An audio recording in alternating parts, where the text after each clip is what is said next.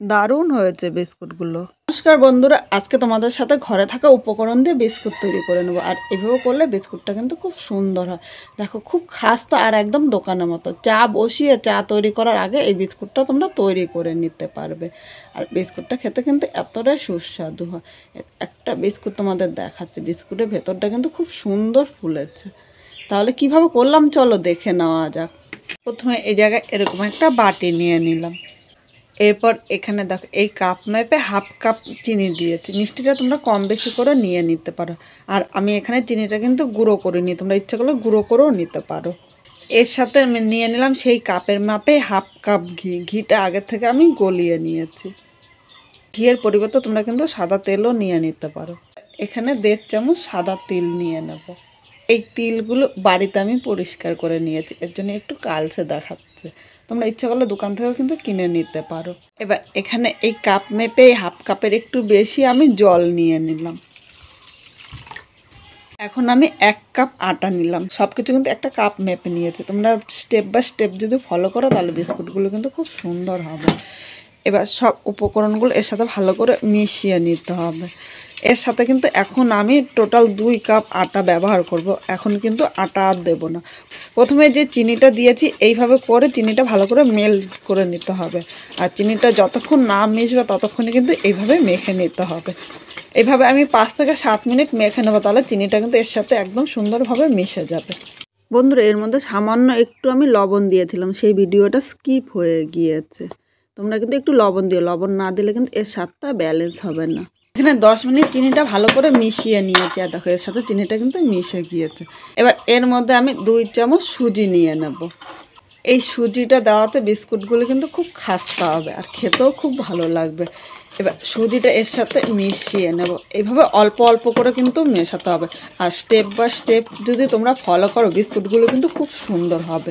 এইভাবে করে বিস্কুটটা কিন্তু 6 মাস ঘরে রেখে দিতে পারবে। এবার এর মধ্যে আমি আটা নিয়ে নেব। এবার আমি এখন হাত দিয়ে মাখবো, কারণ এটা দিয়ে কিন্তু আর মাখা যাচ্ছে না। এইভাবে অল্প অল্প করে আমি আটা দেবো আর মাখতে থাকবো। একটা নরম ডো তৈরি করে নেবো, খুব বেশি কিন্তু শক্ত ডো তৈরি করব না। একসাথে অনেকটা আটা দেবো না, তাহলে কিন্তু অনেকটা শক্ত হয়ে যেতে পারে। আর এর মধ্যে কিন্তু আমি আর জল ব্যবহার করব না। আর সামান্য একটু আটা নিয়ে নিলাম। এবার একটা সফট ডো তৈরি করে নেব। বন্ধুরা, এখানে দেখো আটাটা মাখা হয়ে গিয়েছে। আর খুব বেশি শক্ত বা খুব বেশি কিন্তু নরম করিনি। এবার এই বাটিটা সরিয়ে আমি আটাটা একটা চপারের উপরে নিয়ে নিলাম। এখন আমি আটা এইভাবে একটু লম্বা লম্বি করে নেব। আমি কিন্তু এটা আর বেলবো না, বেলা ছাড়া বিস্কুটটা তৈরি করব। খুব সহজেই তো কিন্তু তোমরা তৈরি করে নিতে পারবে। এইভাবে হাতের সাথে একটু গোল করে নিতে হবে। বন্ধুরা, অনেকে কমেন্ট করে বলেছে যে তোমার হাতের নখগুলো খুব বড় বড়, একটু নেল পালিশ পরে থাকতে পারে না। কিন্তু সবসময় কিন্তু আমরা নেল পালিশ পরতে পারি না, কারণ গ্রামে বাড়ি আর কাজের চাপটা কিন্তু একটু বেশি থাকে। তাই কিন্তু সবসময় আমরা এইভাবে সেজে গুজে থাকতে পারি না। দেখো, এরকম লম্বা লম্বি করে একটু চৌকো সাইজ করে নিলাম, তাহলে একটু দেখতে ভালো লাগবে। এবার একটা ছুরি নিয়েছে, ছুরির সাহায্যে আমি এই বিস্কুটগুলো কেটে নেবো। এইভাবে বিস্কুটগুলো খুব বেশি বড় বা খুব বেশি কিন্তু ছোটো না, মাঝারি সাইজ করে এইভাবে 1 ইঞ্চি পুর করে কেটে নিতে হবে। আর সামান্য একটু মোটা মোটা হলে কিন্তু এই বিস্কুটগুলো খুব ভালো লাগবে, চায়ের সাথে কিন্তু দারুণ লাগে।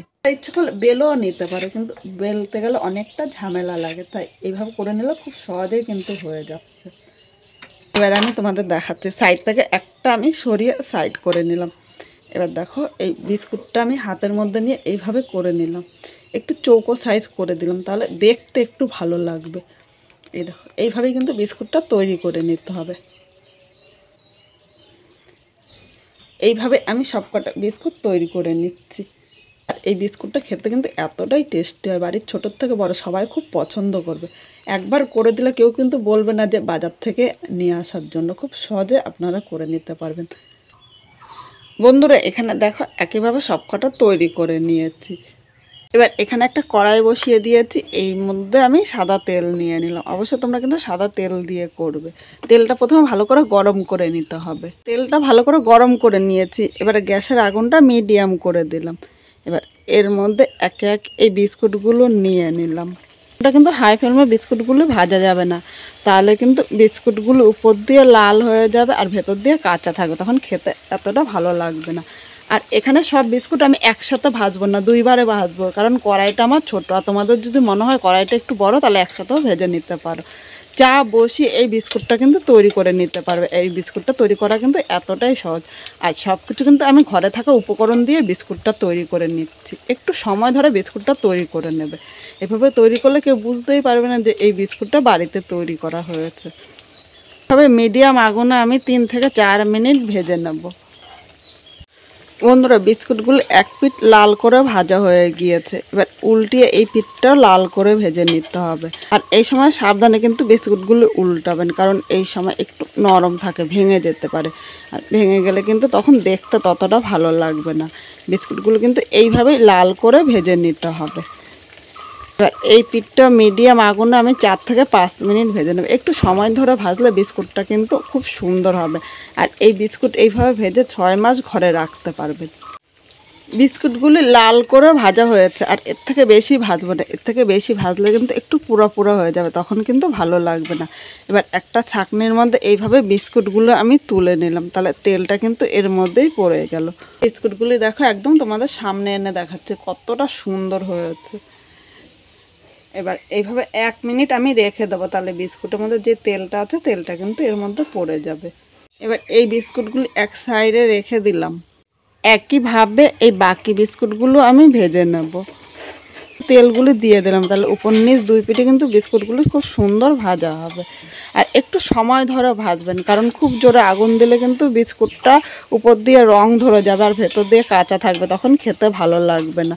একটু সময় ধরে ভাজলে বিস্কুটটা কিন্তু খুব সুন্দর হবে। আজকে ঘরে থাকা উপকরণ দিয়ে বিস্কুটগুলি তৈরি করেছি। এর আগেও কিন্তু অনেক বিস্কুট আমি তৈরি করেছি, তোমরা ইচ্ছে করলে দেখে নিতে পারো। আর তোমরা কীরকম রান্না দেখতে চাও অবশ্য কমেন্ট করে জানিয়ে, তোমাদের সেই রান্নাগুলি কিন্তু আমি করে দেখাবো। বিস্কুট তৈরি রেসিপিটা তোমাদের যদি ভালো লাগে তাহলে একটা লাইক, শেয়ার ও কমেন্ট করো। আর সাবস্ক্রাইব করে পাশে থাকো, যাতে নতুন নতুন ভিডিও আপলোড করলে সবার আগে নোটিফিকেশন আপনার কাছে পৌঁছিয়ে যায়। বন্ধুরা, এখানে সব কটা বিস্কুট তৈরি করে নিয়েছি, একটা থালার মধ্যে আমি নিয়ে নিলাম। এবার একটা বিস্কুট দেখাচ্ছি, দেখো বিস্কুটটা কতটা সুন্দর হয়েছে। আর এইভাবে করে রাখলে অনেক দিন ঘরে রাখতে পারবে। দেখো বিস্কুটটা কিন্তু খুব খাস্তা হয়েছে। এবার মাঝখান দিয়ে একটু ভেঙে তোমাদের দেখাচ্ছি, দেখো ভেতরটা কিন্তু খুব সুন্দর হয়েছে, একদম দোকানের মতো। এভাবে করে দিলে কেউ বুঝতেই পারবে না যে এই বিস্কুটটা তৈরি করা হয়েছে বাড়িতে।